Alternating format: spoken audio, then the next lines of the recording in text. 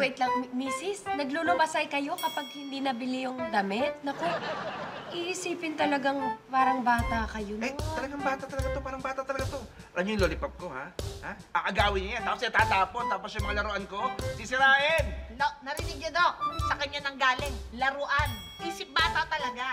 Naglalaro talaga. Mas isip bata ka. Ay, Ikaw ang isip bata. Sadali lang, ha? Tanda mo. Pag-usapan natin ng maayos, no? I-explain ko po sa inyo. Sa kanya niyo ko i-explain, hindi sa akin. Kasi siya yung talagang isip bata. Hindi, Dok. Na sinasobrahan, hindi siya cute. Dok, Hindi sabi ka ko mas cute. isip bata ka. Gusto mo pag nasa mall tayo, di ba? Gusto mo nakasakay ka sa stroller, tapos iniikot kita, oh. Di ba? Gumaganti lang ako dahil ikaw gusto mo nasa high chair ka pag kumakain tayo sa Wow, restaurant. humiya naman ako sa'yo. Mauubusan na tayo ng Hindi ka kasya sa stroller, eh. Habang umiikot tayo sa mall, di ba? Mas isip bata. Gumaganti lang ako kasi Teka, ikaw... sandali! Sandali! Ang hirap ninyo dalawa kausap. Para kayong mga isip bata. Isa lang ang naiisip kong solusyon dito. Ano po? Dapa! Dapa! Dumapa kayong Dapa dalawa. po? Bilisan ninyo! Dapa! Dapa! Tag-isa! Doon! Bilis! Bilis!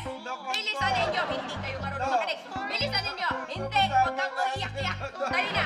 Bilisan mo! Bilisan mo!